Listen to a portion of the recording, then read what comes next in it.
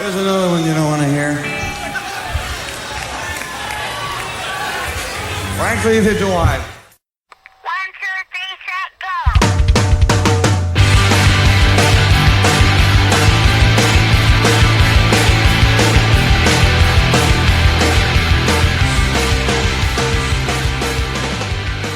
Hello and welcome to episode 21 of the Power Chord Hour podcast. Hope you're doing well out there wherever you're listening. I'm your host, Anthony Merchant, as always, welcoming you to yet another episode of the show. I can't believe we're 21 episodes in, 23 if you count the 2 bonus episodes I've put up so far. If you have not heard those, they're old. I say old, but they're really like one's a year old, one's 2 years old. So, I mean, you know, pretty modern, I would say overall, but some interviews that I've done on the Power Chord Hour radio show long before we were a podcast I've been putting up here. So if you've not checked those out, those don't really count as episodes in my eyes. Those are like bonus episodes.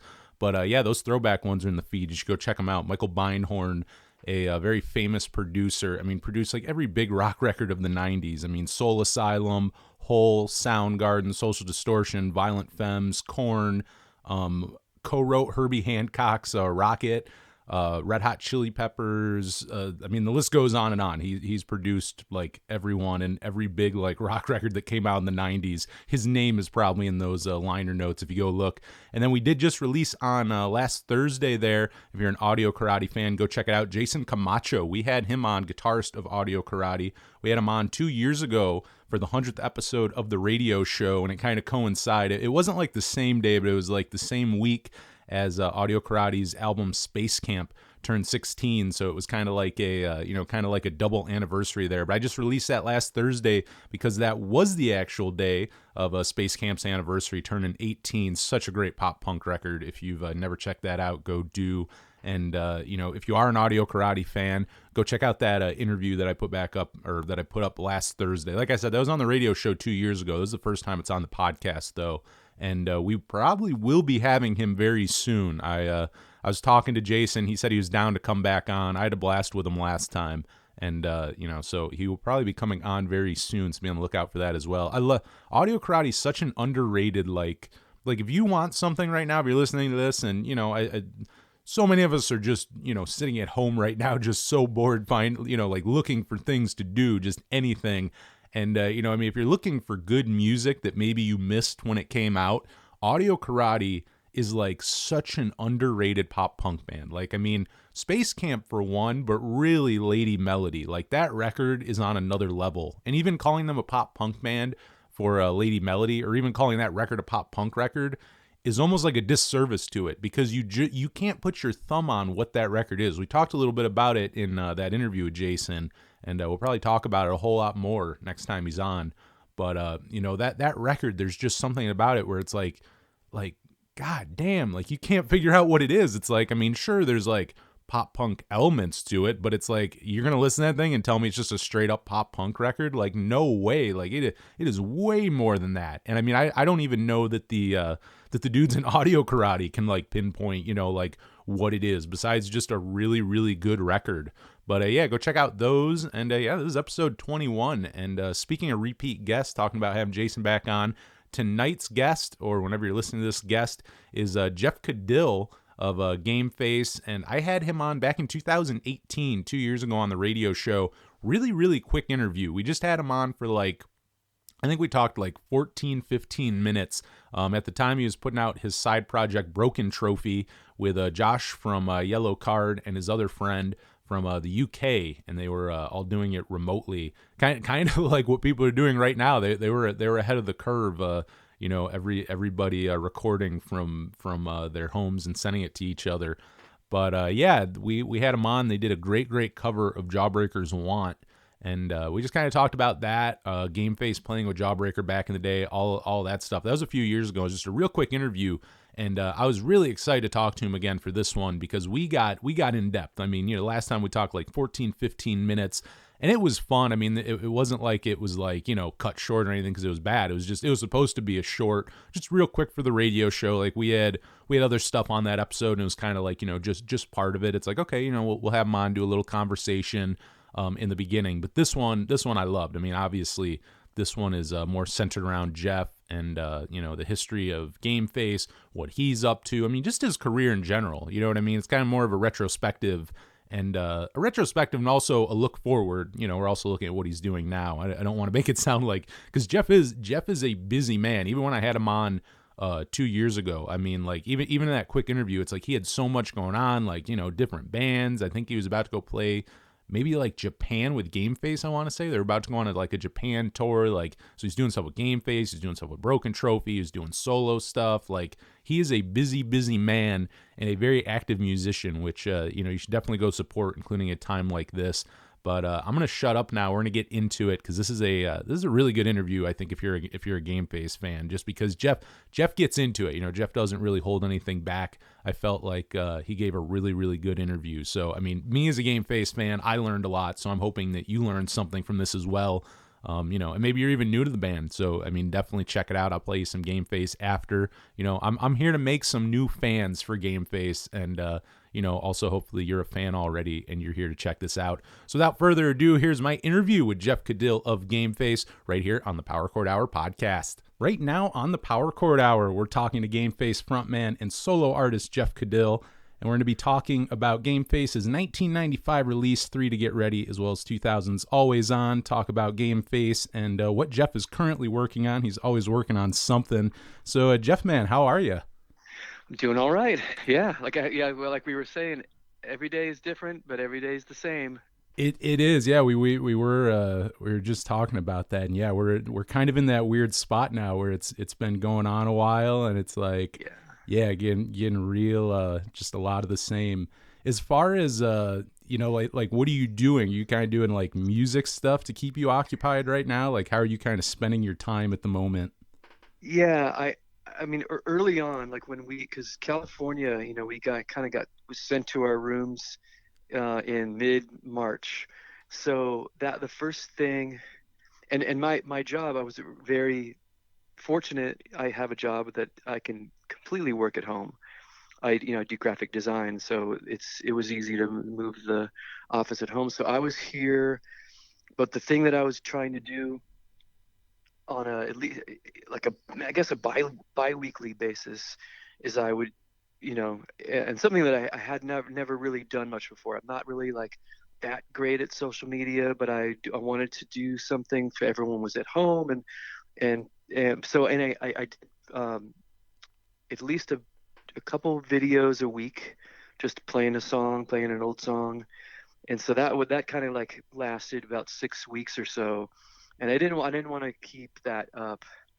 So the thing I'm doing now, it's more just for fun. I love Instagram, and so if you're on Instagram and you've messaged me at any point, I'll sometimes respond to an old message and just say, hey, give me a song, or name a song, any song, and whatever song that this person names, that's the one that I play, and I'll send them just a direct message with the video, just me playing maybe a verse and a chorus. But it's been fun. People have been coming up with some pretty creative songs, and a lot of times I'll have to go and search out the chords and spend a little time like learning the song. But anyhow, that's what I've been doing, just to keep it positive. And then the I guess, I mentioned the first like 6 weeks I was recording all these videos, but we compiled all, I guess, I think there's just 12, but we compiled all the audio from these videos and gave it a pretty decent mastering.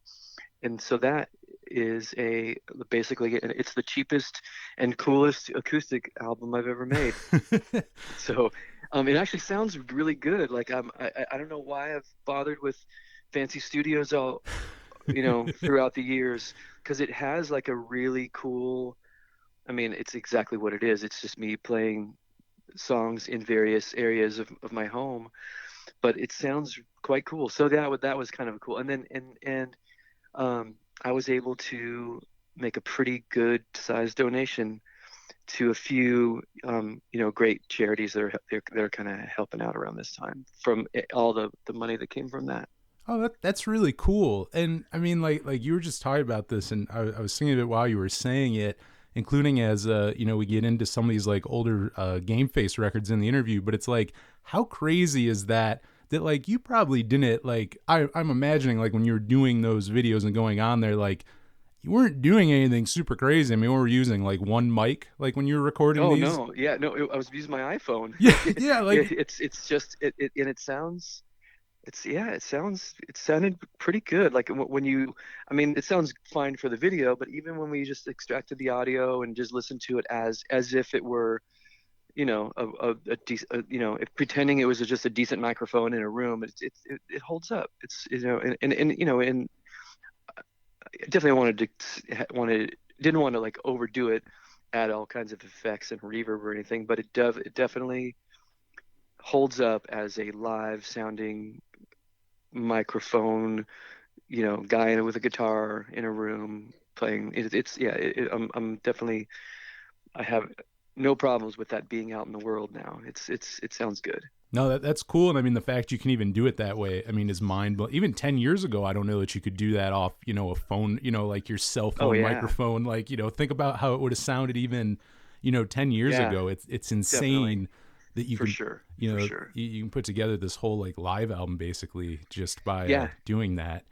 And yeah. and then the people, like you said, which I think is so cool. I mean, people had to be freaking out when you were doing that, but like hitting them up and like asking them for requests like that. Have there been any songs that like you forgot about or like couldn't even like you had to go, like, oh, I don't even remember writing that one. Like I better go listen to that again. Yeah. There was a few like kind of that go back in the Game Face catalog, and then I'm not even limiting it to songs that I wrote. Like someone asked me to play I Want to Dance with Somebody by Whitney Houston, Nice. which was pretty fun to do my sort of like jangly alt country version of it. But yeah, that so yeah, it's been fun, and I've been sort of resistant to really use the Instagram live thing and all that stuff. I just didn't really see a need for it for me, for like a almost 50-year-old man to really embrace all that. But now the circumstances are so different, and I really feel like however we can connect at all is good, so I've kind of gotten over it's just my sort of you know uh misgivings about embracing all this new, like, this is supposed to be for the kids, the young kids. But I'm glad that everyone, all my parents are using Zoom and all, it's fine. Given the circumstances, it's great. So yeah, so that's kind of how I've been dealing and connecting and trying to stay positive and all that kind of stuff. That's cool. And I mean, I think releasing the album, putting those out like in album form too is a great idea, because everyone's doing the Instagram live thing and all that. Cause you're right. I mean, that's what you have to do right now. But what a lot of people aren't doing is like that, like preserving it. So I think it's a really smart idea. A lot of these are real Yeah, quick. Like, cause how many people, if you do that once, I mean, that's cool. But however, the handful of people who watch it, that may be the only people ever see that. So I think it's a right, great idea right. preserving Yeah, it I mean like that. yeah, I mean there's definitely beauty in it being like just a one shot thing. Like if you saw it, you saw it, but it's gone in 24 hours or whatever. And I think that's cool. But I was thinking after, a few weeks into these videos and people's reaction to it and stuff, and I thought that it would make a great time capsule, because we are going to look back at this time and go, what the hell, it's certainly, it's one of the biggest, if not the biggest, like moment in our history. Oh, absolutely, So absolutely. You definitely, that's for sure. yeah. That's definitely for sure. So I mean, as we get into this, we're gonna get into Game Faces records and whatnot. But I do want to start at the beginning real quick, and looking back, at the start of the band. What was your local scene like? Like when Game Face first started out, were there venues to play? Were there bands to play with? What did that look like for you um guys? yeah, let's see, we were Well, our first a couple of shows that we did were just backyard parties, and which was kind of like there wasn't really a scene. It was just like whoever we knew that was doing, that could that would that would do it, that would have us play. But then our first real introduction to what what became like the sort of Southern California punk hardcore scene, and we know that we sort of hovered around the outskirts of that. Like we were kind of we loved punk and hardcore, but we certainly weren't playing, the most punkish music. We even had T-shirts early on that said unpunk, but but but we loved that scene. So our first introduction to that scene was it was a garage show, but it was a garage show with Inside Out, which was Zach De La Rocha's band before Rage Against the Machine, Oh yeah, that's and right. yeah, and Farside also played our good buddies. We ended up touring with them and doing, being very good friends with them later on. But yeah, and that was like just a small scene in Orange County with all these hardcore bands like No for an Answer and Instead and um, Hard Stance and all a lot of bands that that ended up putting out records and being sort of monumental in that sort of straight edge Orange County punk scene. But that was our first introduction there, and then once kind of getting in the door there and being able to put out a record or at least make a demo and start getting music out there, then our opportunities kind of opened up to like a little more broad. Like we started playing because it was the early 90s, and we started playing shows with like ska bands and we kind of went from punk to hardcore to ska to sometimes even just like rock bands and stuff. So we kind of rode between, but early on, and then I guess I'm losing where I was in the chronology of it all. But we after doing the garage thing and kind of sticking with it, with that scene, there was a club that was in Long Beach called Toe Jam, and that was the kind of a big deal. That was kind of the center of our scene. Like all the bands, like we played there we had a show with Green Day there actually, Oh nice. and Sublime and all these big bands that they ended up being huge. The Offspring and all we all played there, and it was like the big Orange County place to play. It was just around for a couple years, maybe from like 90 to 92.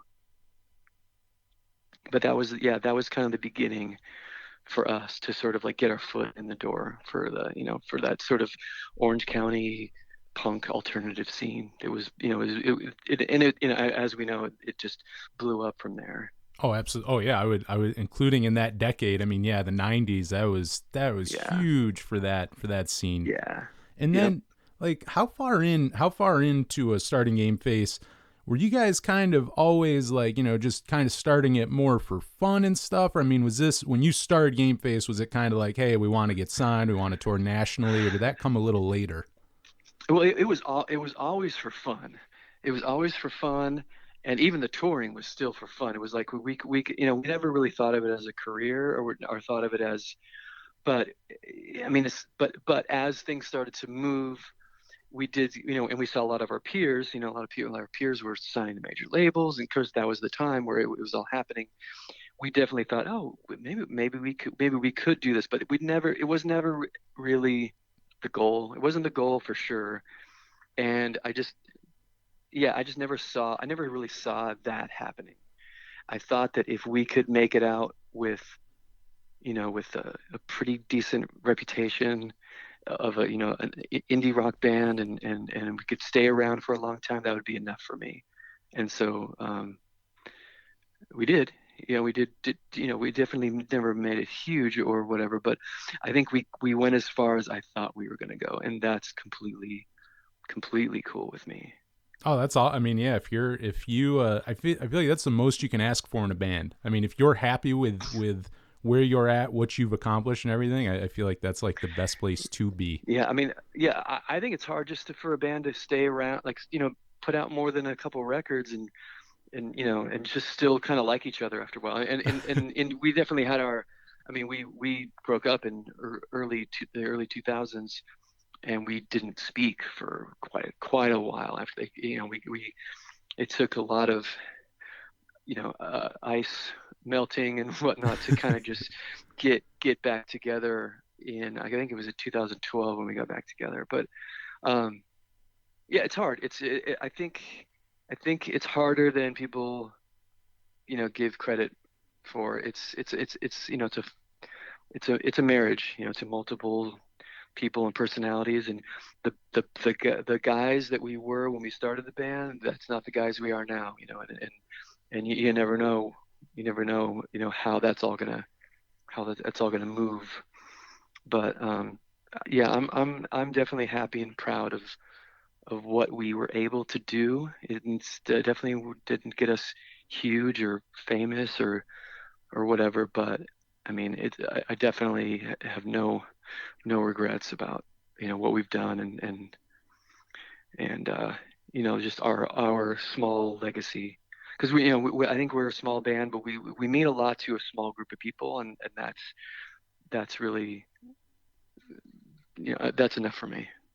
That's cool. And I think like for me, I mean, I discovered you guys probably, I don't know, like I'd always heard the name. Like I feel like I've always heard of you guys, which is a good thing too, because I feel like I always heard you in regards too of like influence. Like I feel like you guys have influenced a lot of great bands, and then with that going, oh man, I gotta go check this band out. Like I like this band, and you guys did Yeah, that, that, which that's huge. I think that to me, because that lasts a lot longer than any kind of, you can have like one or two songs and people forget about you in 10 years. If right. in 10, 15 years people are like, oh yeah, we're a band because of Gameface, or hey, this album did this for me, it's like that. To Yeah. me, there has to be more to that than, okay, yeah, we're a flash in the pan for 10 minutes in the 90s. Yeah, I do. I think that's really cool to hear. It's tough to not get jealous because the wave of bands that came after us, any number of bands like Newfound Glory, Saves the Day, Yellow Card, like all the Get Up Kids, like all the bands that were just a little bit younger than us, and they may cite us as an influence, and that's awesome. But it is hard to kind of see some of those bands like just get so many times bigger than you ever thought we ever could. But but yeah, when all is said and done, I mean, yeah, to be an influence is great. But yeah, like I said, it's hard to sometimes it's hard to watch, a lot. But what are you gonna do? So then, kind of going back there, you guys were a band for a few years. You put out Good in '93, I believe, correct? Yeah, Okay, yeah. and then so when we got to Three to Get Ready, that one comes out in 1995. That was your second record. Your first on Doctor Strange. How did you guys end up signing with Doctor Strange? That that's I mean, let's see, between a lot of history between Good and Three to Get Ready. We had our original lineup that recorded Good, and between 93 and 95, or really 93, 94, our original drummer, uh, he committed suicide, and it kind of threw us all, obviously the band in disarray, but just as people and as friends, and it was kind of as you would imagine, a really, really tough time.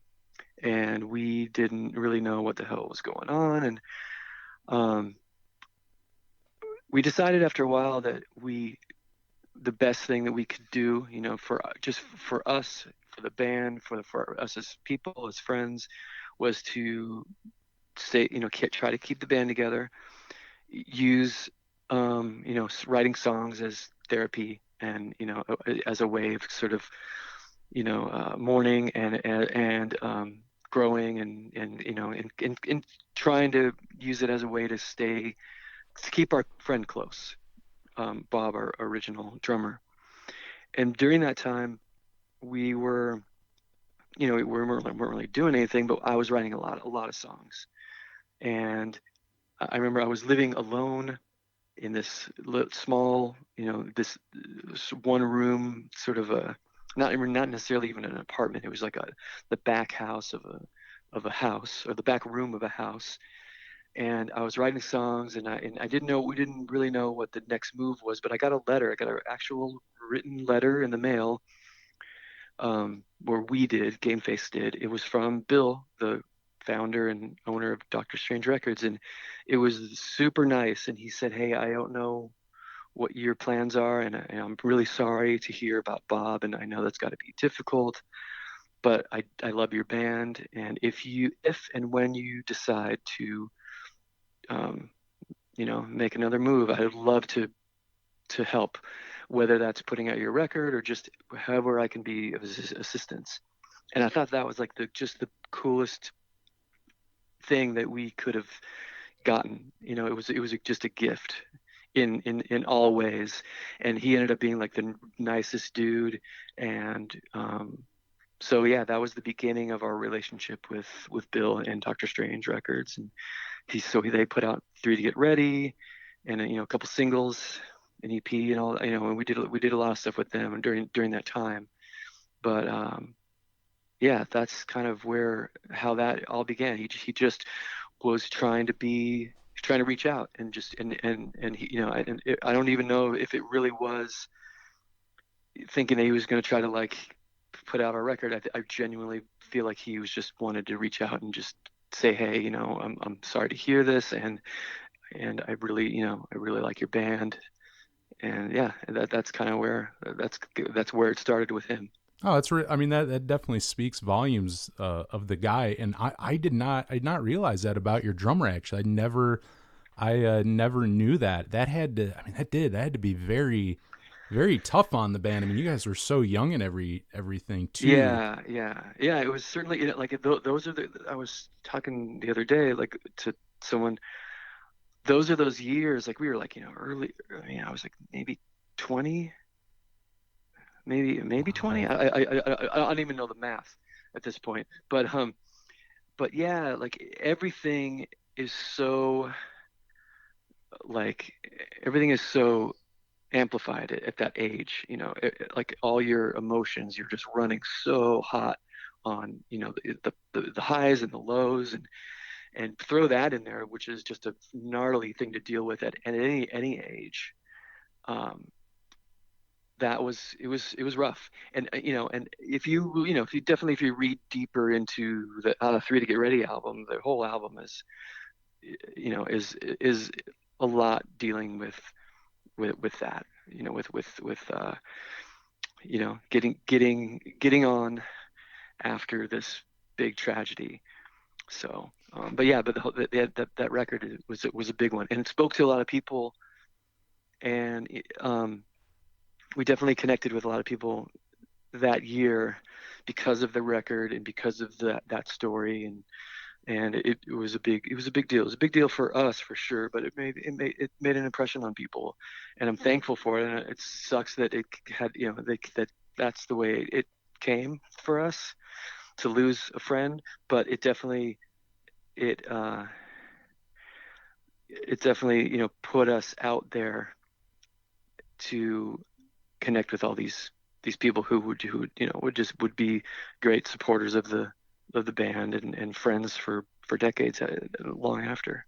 And you did mention, like, kind of getting it to be a little bit therapeutic, like writing songs and whatnot for the record.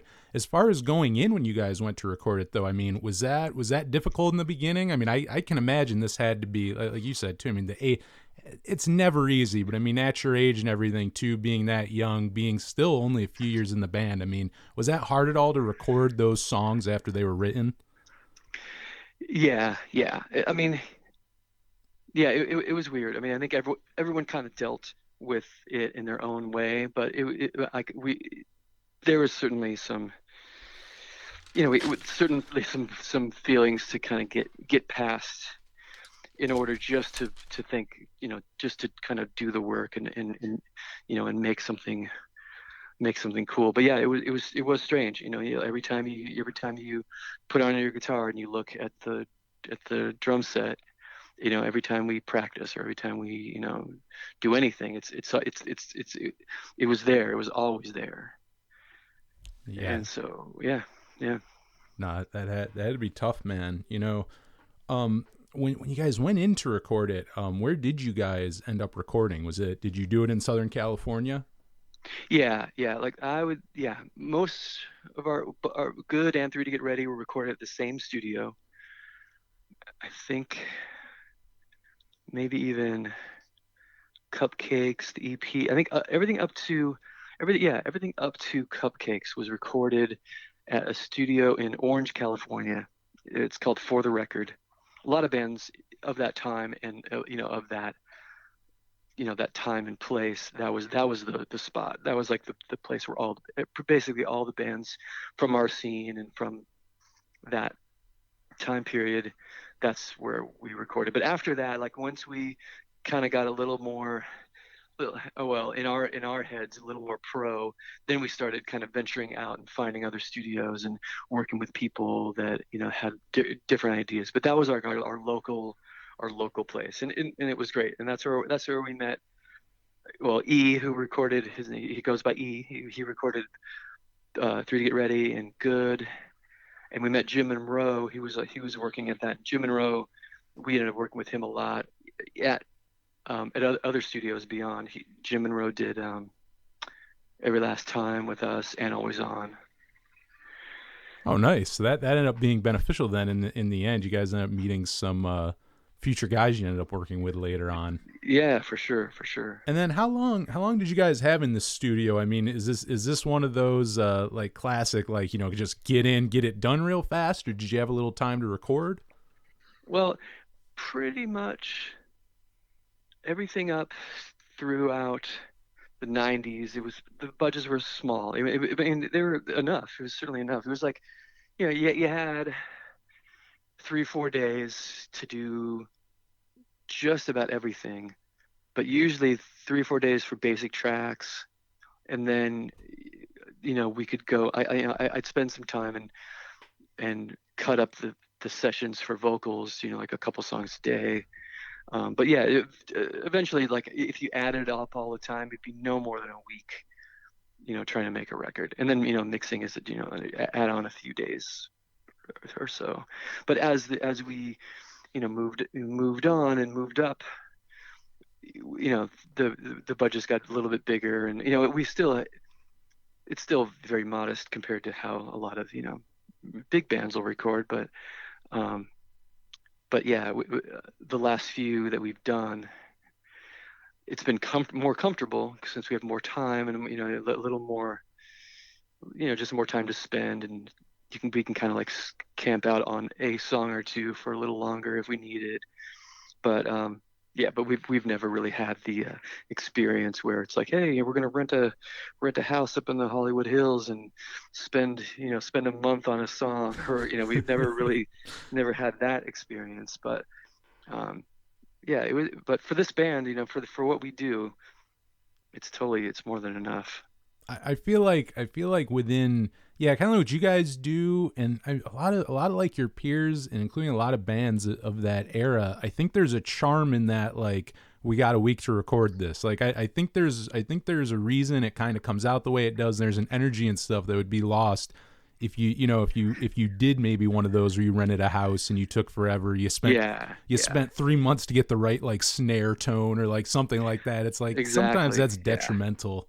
Yeah, for sure. Yes. Some records shouldn't be allowed to spend more than that much time, because it's just not what the music is for. Like if you're gonna make I can't even, a Counting Crows record or something, then definitely spend some time and get the accordion and have the pedal steel guy come in or whatever you're gonna do.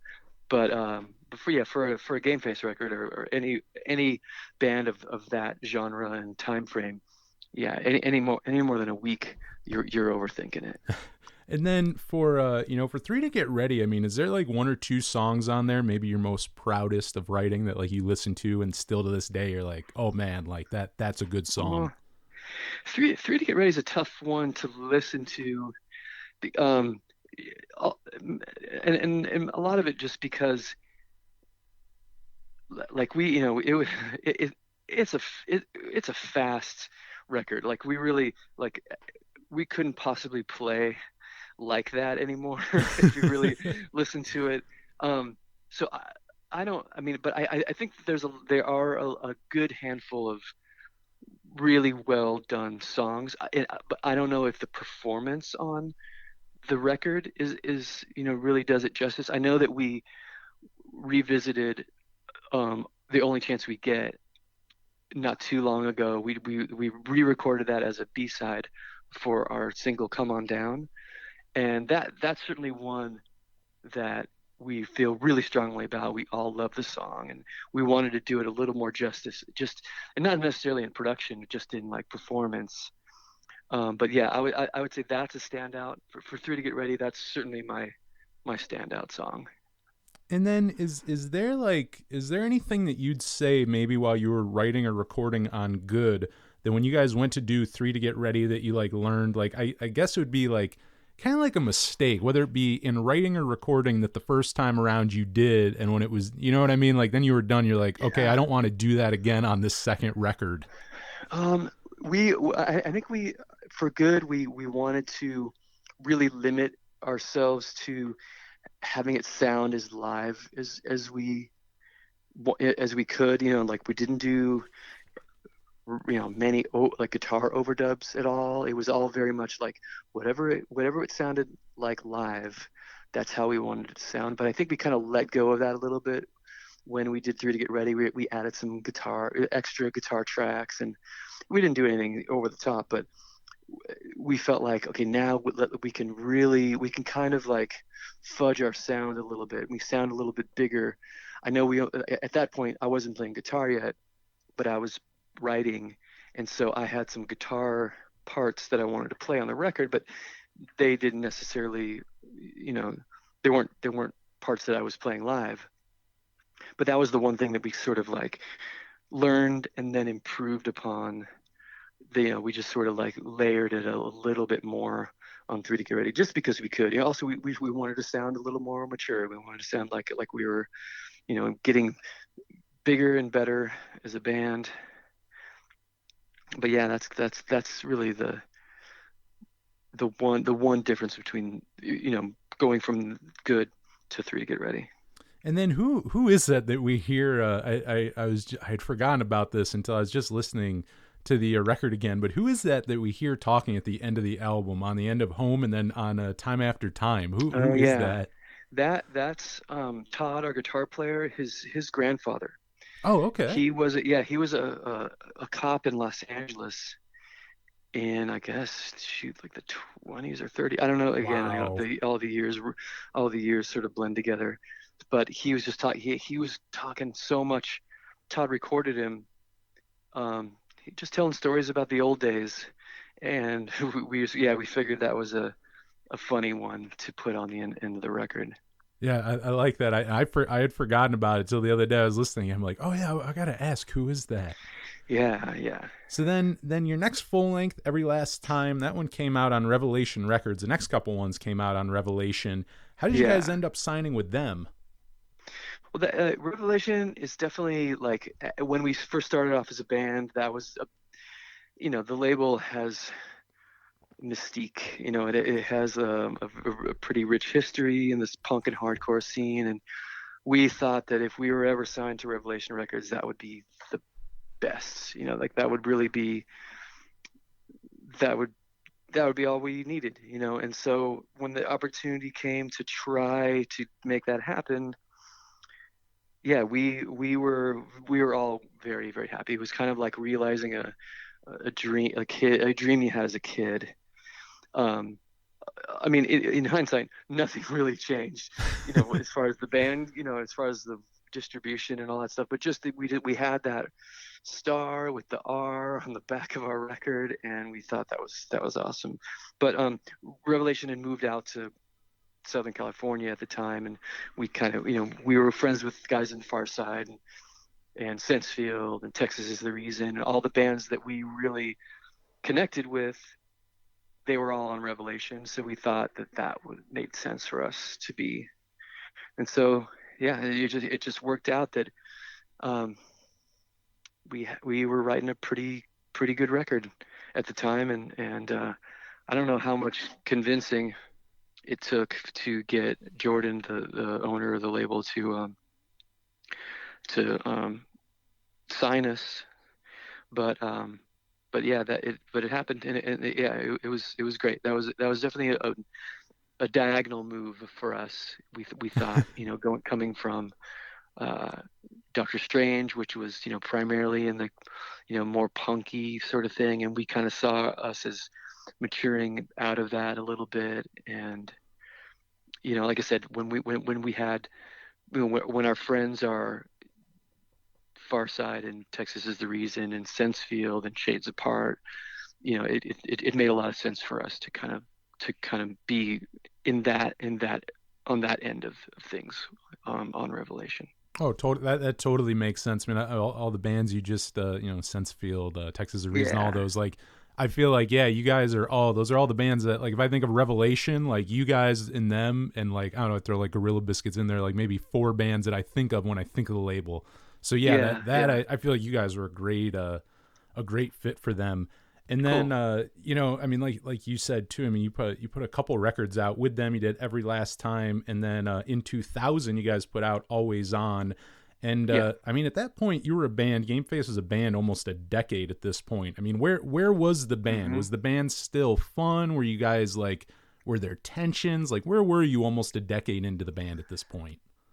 It definitely became less fun at the end of the decade. Like, really, the time in between Every Last Time and the tours and making Always On, there was certainly a change of, especially the writing. And I don't know if it was all that I started playing guitar with the band, so I started writing more. I played guitar on Every Last Time, and then when it came time to write stuff for another record, I kind of just took it upon myself, started writing everything, started just kind of taking it over, for better or worse. And at the same time, I was feeling like I wasn't getting support from the rest of the group, but also at the same time, I kind of enjoyed it because I wanted to sort of, be the steering wheel for the band. And at the same time, our bass player Paul decided, that this really wasn't for him anymore, and that was kind of a difficult departure. By the time that Always On was done and recorded and ready to be released, Paul was on the way out. Like, I think he probably didn't even make it up to the release date of the album. Oh, wow. So that was tough. And we could definitely feel, we all kind of felt it. And I mean, I do love Always On. I love the songs, but it's not, it doesn't give me the same feeling that 3 to Get Ready or Every Last Time does, like, which were, more group efforts than Always On.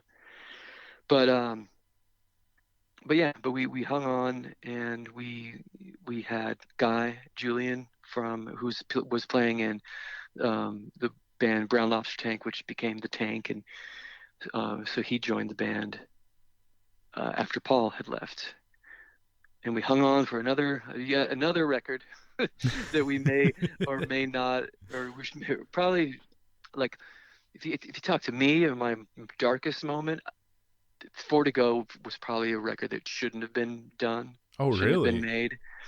But we kind of, like, squeezed that one out. And then by the end of that one, and again, same story, we made it just until the release date. Steve decided he was done, and he left the band, and that's when we just couldn't really even justify keeping the band together anymore. So Four to Go came out, and then we were done, and that was probably 2003, I think. Oh, okay. It's like the last. So what would you say then? Maybe even like the last 4 or 5 years, of the band's things were kind of iffy. Yeah, there were. Yeah, when you really lay it all out there, yeah, there wasn't.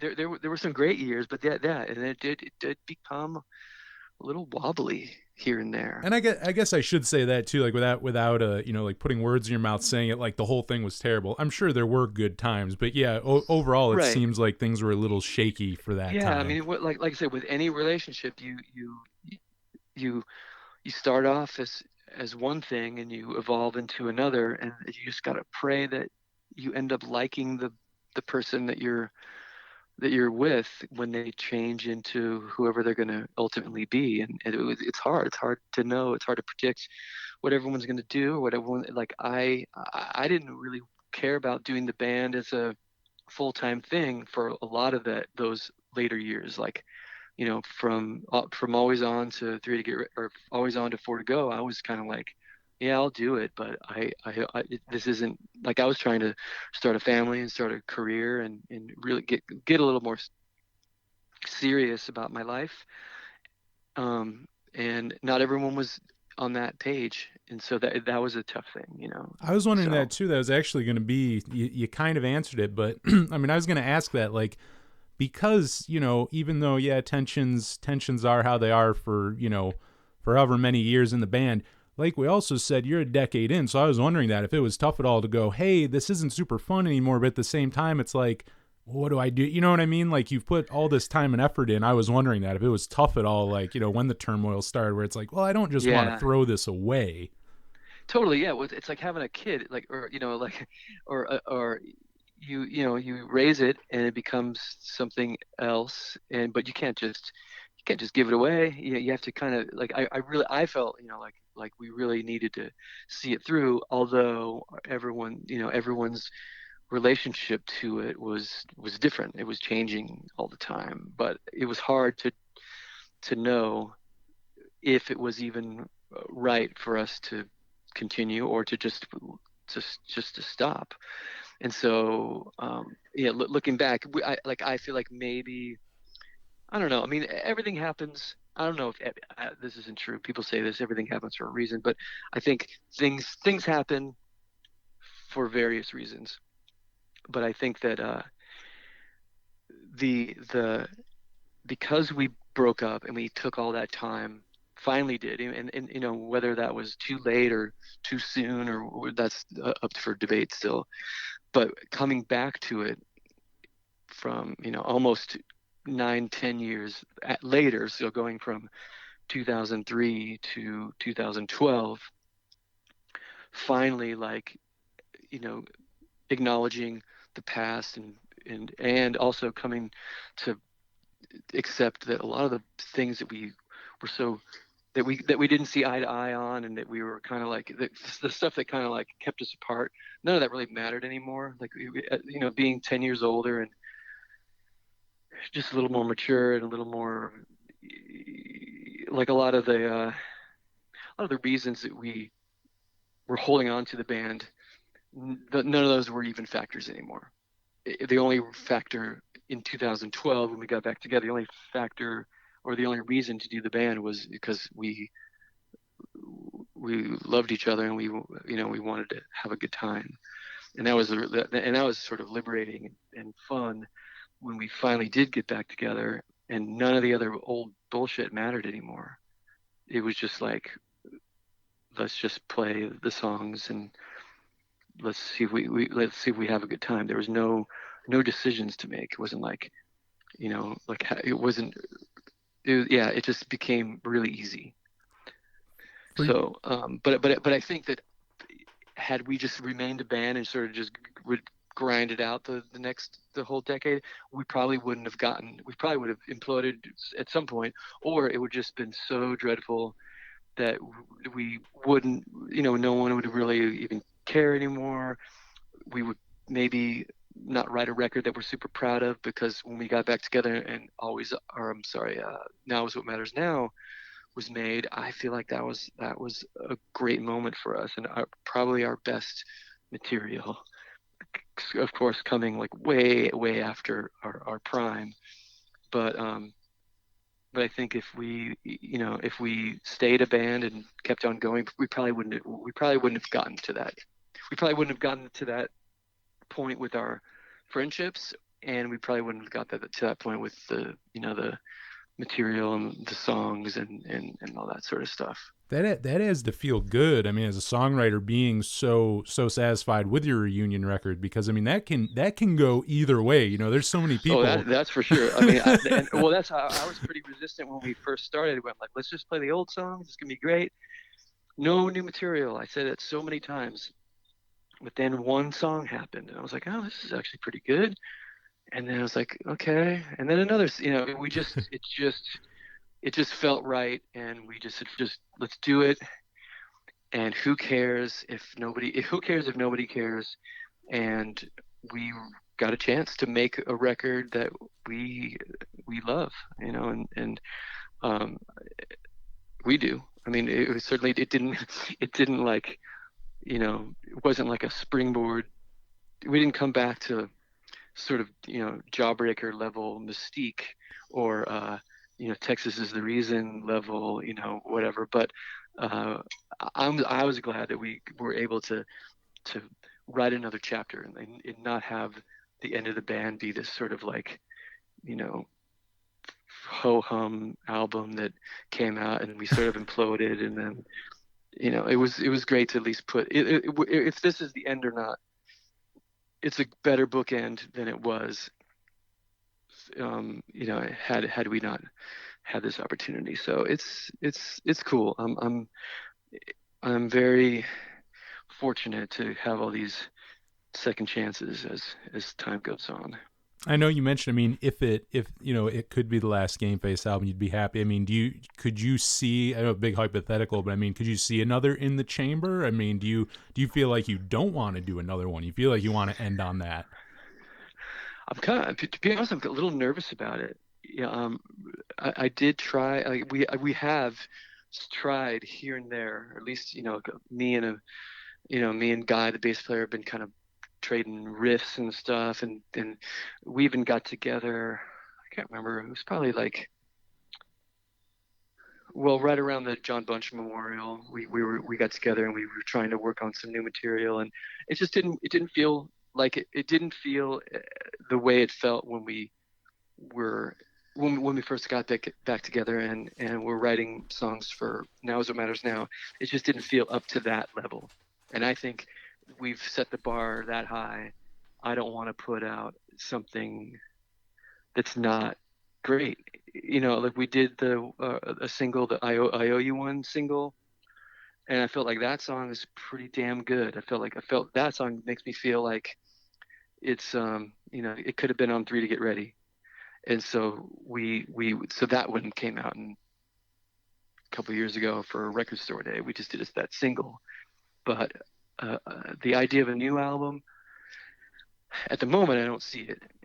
But who knows? I mean, I didn't see getting back together and doing an entire album 5 years ago. So who knows? I'm not in the prediction business anymore. That's for sure.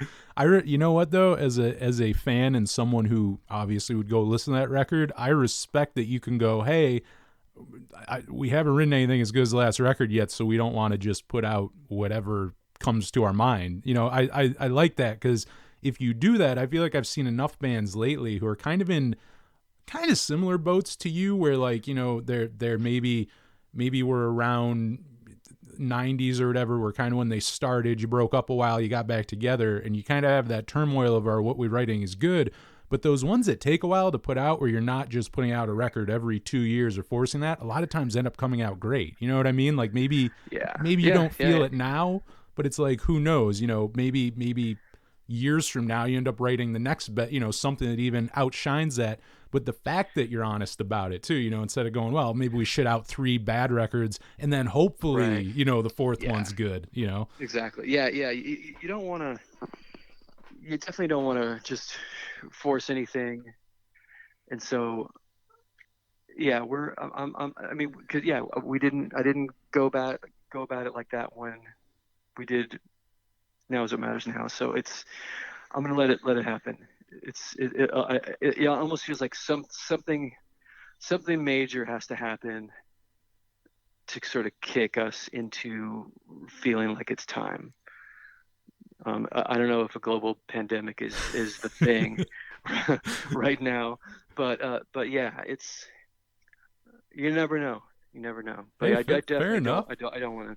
Yeah. So You know, future, it's future's not what it used to be. who would have who would have predicted this? You know what I Yeah. mean? So yeah. Yeah.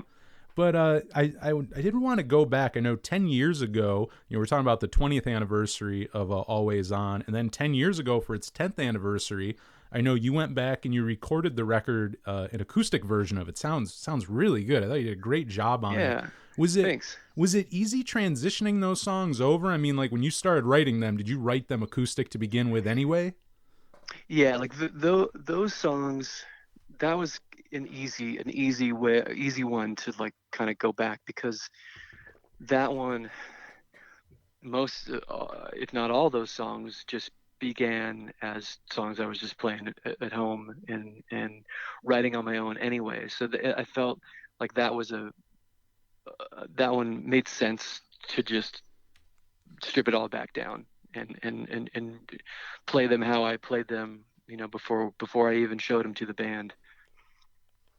I like that. There's a few too where like even the style, I mean even laughable might even, just to kick it off, might even be like the best example of that, where I go, it sounds it sounds obviously so different from the game face version, but at the same time it sounds like it was always written to, you know what I mean, to like be that way. Like Yeah, especially Laughable was a song like I don't know when it was, 99 or 2000, like, before we even had been writing songs for Always On.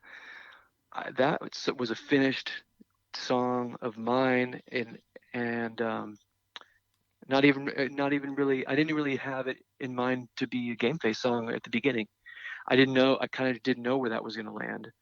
Um, and then by the time, you know, Game Face started, rehearsing and making, doing songs for the next record, I said, well, I have this sort of country song, and we can kind of make this, we can do, put a little Game Face on it and see what happens. But yeah, it definitely, that one for sure was written not even with Game Face in mind at first. it So has a singer yeah, songwriter kind of vibe to it. Like totally could yeah, see like a Paul Westerberger song like up there playing something like that. Just works yeah, really well in that acoustic setting, right on. you know. But Cool, thanks. you know, we had you on here a few years ago on the radio show. We talked about at the time you're doing your side project Broken Trophy. You guys did that cover of Oh Jawbreaker's yeah, yeah, Want. Another yeah. great cover. And then recently you put out two unreleased covers. Like we were just talking about other placements. My favorite band. You did a Oh yeah, cover yeah. of Aching to Be and Big Drill Car Swanson. And I know both Hmm. of those were like they just got released recently, but they were recorded a while back. What were both of Yeah. those originally recorded for? The replacement song, I don't even like, again, the years sort of blend in. It was probably like 2007 or 8 or something like that. There was a replacements tribute album I was asked to contribute a song to, and like a lot of great compilations, they never end up happening. Like, or the bands don't end up coming through, and I don't even remember the details, but I remember having the song, and I recorded it with my buddy Ravi Rist at the time. He was the drummer for my solo band, and we just I was excited about it because I thought, oh, we're going to be on this replacements tribute, and there was a few other really cool bands, slated to be on it, and it just never came out. So I've had that song just in my pocket for over a decade. Oh wow. So yeah, so it had been sitting around. So I finally said, now that it's so easy to put up a song on Bandcamp or whatever, I figured now's the time. But I remember when we did that, I said, I want to do this replacement song, and I love it. And my instinct is to play it just how it sounds, because that's kind of my vibe anyway. It's kind of like a jangly, alt country kind of sounding song. But I said, what if we take the song and we do it like Weezer would do it?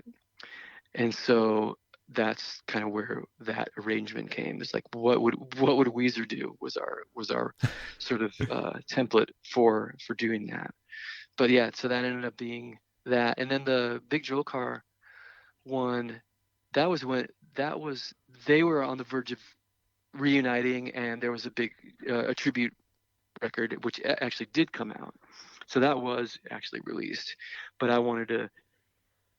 kind of wanted to have everything all in one place, so I put the single of it on my Bandcamp. This is like, again, like at least 10 years after that had come out. But I recorded that with the band, with the my solo band, the Good Times band. We recorded that all. Everyone played, and so yeah, that was probably 2009 or something like that. Oh wow, both of them you had for a while there then. Yeah. No, those are So those. and there's probably more. I just Oh every really? once in a while I'll dig through the archives and find something that's fun, and I'll put it up on the Bandcamp site. Yeah, your Bandcamp. I mean, we'll definitely talk about more in a second too. But I mean, your Bandcamp's a great place for people because yeah, I feel like you're always putting up random. I mean, whether like we were talking about, the live songs you've been doing during the quarantine, the covers, like Hmm. a bunch of Yeah, cool kind of stuff you can find there on your Bandcamp page. yeah. There's definitely stuff that's on there that's not you won't find on like Spotify or iTunes or whatever. But yeah, that's certainly the place. And then outside of the covers, I mean, like we've been talking about, you definitely been musically active lately. When the quarantine's over, I mean, do you have when that's a big when, but it's like when it's over, you have any plans? Like, I mean, you expect to kind of go back to playing shows, any music for like your solo project or anything else that you have planned coming up? Yeah, I always have a few things circling around. I was well, I had to cancel a tour of the UK. I was going to just do a solo tour, and that was supposed to be in April. So that'll have to get rescheduled somehow. And that's just, solo acoustic stuff. Aside from trying to get out and playing more solo shows, I have, or there is a Broken Trophy 7-inch that's going to be out. Oh, nice. Hopefully, yeah, hopefully I'll know more details about that within the month. But that's actually being pressed and ready to go. It's just two songs. It's the Jawbreaker cover and a Green Day cover. Oh, nice.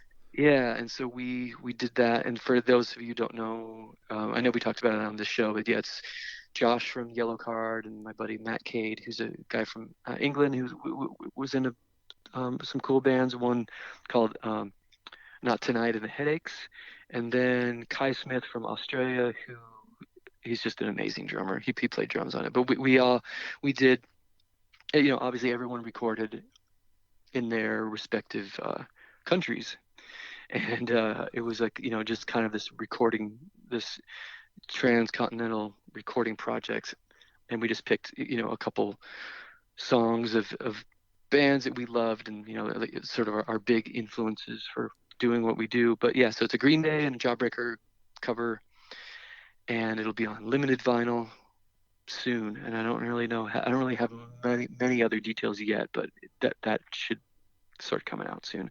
But aside from that, I have another new band that is we've been chipping away at a record for like a year, and the band's called Low Coast. And that one, these guys, it's no one who I've ever played with before. Nobody really from our music scene, but these guys, they're like some of the most talented musicians I've ever played with. And I wrote a bunch of songs and sort of brought them in, and we spent a year just messing around, and basically we spent a year with those guys making my songs as good as they can be, and that it's really cool. We're taking it slow. I mean, of course, now everything is slow, but we're Yeah. taking it slow, figuring out like what we're gonna do with the record, or are we gonna release a single, or are we gonna? I don't know. It's hard to say, but that's just another project that's on the back burner for right now that I feel pretty strongly about. But right now, it's like it's no one's attention is on some dude's new band, so we're gonna let it go for a little while and figure it out. But um, if things start to go well, or, in life, I'll be able to get back into the studio with them, maybe just one member at a time. But we'll start to finish some of these songs that we've worked on. We have one that's done, and 9 more that are kind of in various stages of being done. But yeah, that's for me, that's really exciting. It's a brand new band, and it's a little bit of a different sound, but um, it's pretty cool. I played a song for a friend of mine, and he said it sounds like if Neil Young and Death Cab for Cutie had a band together. Ooh, So you it's got kind of me a cool, intrigued. yeah. That's a good like way to get someone intrigued. I'm like, yeah, I want to hear what that Yeah, sounds like. yeah. That is a pretty good description of it. It So yeah, I'm excited. is this something, I mean, and you said too, like the guys you're working with outside of the scene, it being a little left field for you. I mean, is this stuff, have you ever written this way, or is this like, did you kind of take yourself out of your comfort zone for this, would you say, like for writing for this one? I think what I did, which is newer for me, is I just allowed somebody else to interpret the songs, because so used to it being like, I'm so used to running the show. Like, I hear this is the song, this is how it goes, this is what I think you should play on it, and I kind of know what the song's gonna sound like before we even play it. And for this, I approached it as, okay, I took these songs as far as I can take them, but I'm completely open to seeing what you guys, or how you interpret it. And so yeah, it was a lot of it. I kind of, we sort of just discovered the songs a little bit more, and it made it more exciting for me, because their songs are certainly better for it. And That's really I mean, there's, cool. yeah, so it's certainly been a fun process. It's a bummer, because I haven't seen them for months, but I imagine we'll make it happen sometime soon. But yeah, that's musically, that's kind of the next step for me. But then again, I have no idea like how it's going to be released, or when it's going to get done, or I just don't know. But uh, it's been fun. It's been a good way for I always need something to obsess over, and that for the last year or so, that's been the thing. That's awesome. I'm excited. I'm excited to hear it. I mean, that's it's going to be interesting too. I mean, even just as a musician, to hear you playing with people Yeah, outside of yeah, the yeah. scene, and I'm sure too. I mean, as a musician myself, that can be. I don't know if people realize how hard that can be sometimes, giving other people reign over because it's your baby. Sometimes your songs are your baby, so that can be a very difficult thing to get over. Being like, here, For do as sure, you yeah. will with this, you know.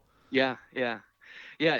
I mean, and I did, even at the beginning, I really trusted these guys, because I love what they're all like pros. They work. They're two of them they have a company that they compose music for film and TV, and Oh, they just know their nice. stuff. Yeah, these guys are super pro, and so I trusted their instincts already. And they come from slightly different backgrounds from me musically, and so I was just sort of like, and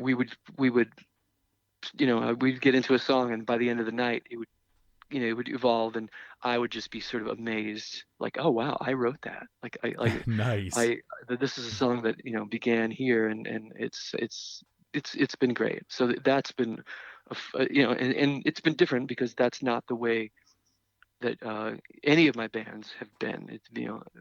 Have been run, especially in recent years. So that's been a nice departure.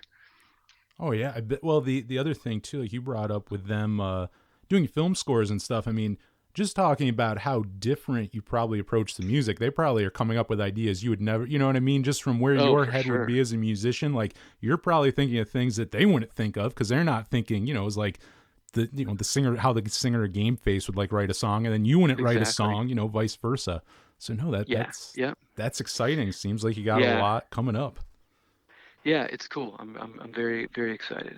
So as we close up Yeah. here, where can if you want to give the quick rundown, like where people can find you online, where they can find your music online. Also, if you want to mention it, shit, some really good songs. I know your daughter's been putting some stuff out too. If you want to kind of let people know about Yeah. that. She's shoot, man. Like that's a whole other interview in itself. She's been crushing it.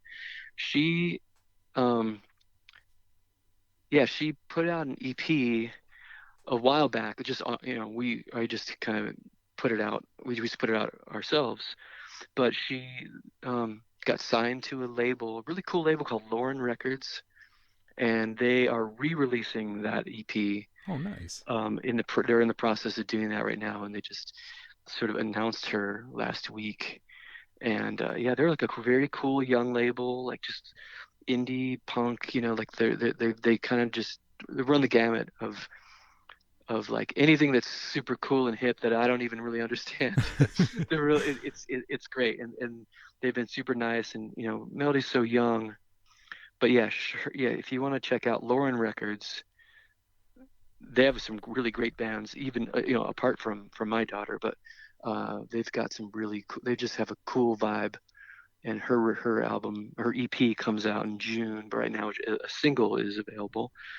You can check that out. But as far as my my Bandcamp, that's easy to find. Um, that's really it. Like I don't really. I've been keeping it small these days. There's not really too much. There's my Instagram. My Instagram it's not my name, but you can certainly find me. It's 42. Well, it's Fortunate Son, but it's spelled 42N8SON. I didn't realize that's what That's it's. That's yeah, cool. I always wondered yeah. what that meant. Yeah, so that's me on Instagram. Yeah, if you want to drop me a message, with a song request, you can do that for sure. Yeah, I prefer Instagram. I'm not a Facebook fan. I have a Facebook page, but Mark Zuckerberg can just go zuck himself. Go But suck yourself, man. yeah, yeah. I mean, I enjoy the Instagram. But yeah, other than that, yeah, I'm just kind of just happy. I'm happy to still be doing making music and things because I'm getting pretty old, and like my kid is like killing it, and which puts it in perspective for me right now. Like, because I wasn't even, I was a little older than her when I started, so she's got a couple of years jump on the whole thing.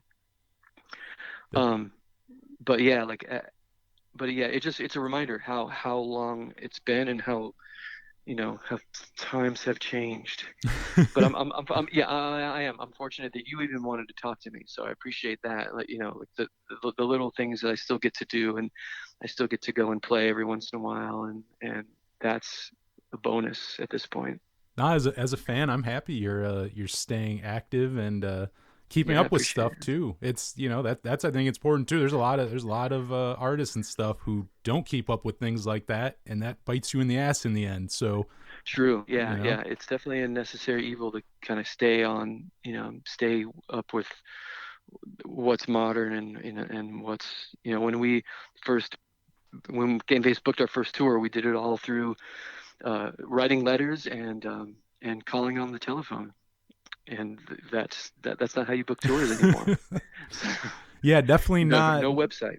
Definitely no one probably booking tours that way anymore, or sending your CD to clubs or anything like that. Exactly. Yeah, we were sending cassettes Oh to damn! clubs, and yeah, and that's how we met a lot of our friends that we're still friends with today. We sent out, we looked up in Maximum Rock and Roll or Flipside magazine, and we tried to find bands that looked like they sounded like us, and we just sent out our tape and said, hey, we're from this, from California, you're from, wherever you're from, Minnesota, or Austin, Texas, or whatever. If you like our band, we'll come play. And that's how it begins. But now it's really super easy to find your people. Oh yeah.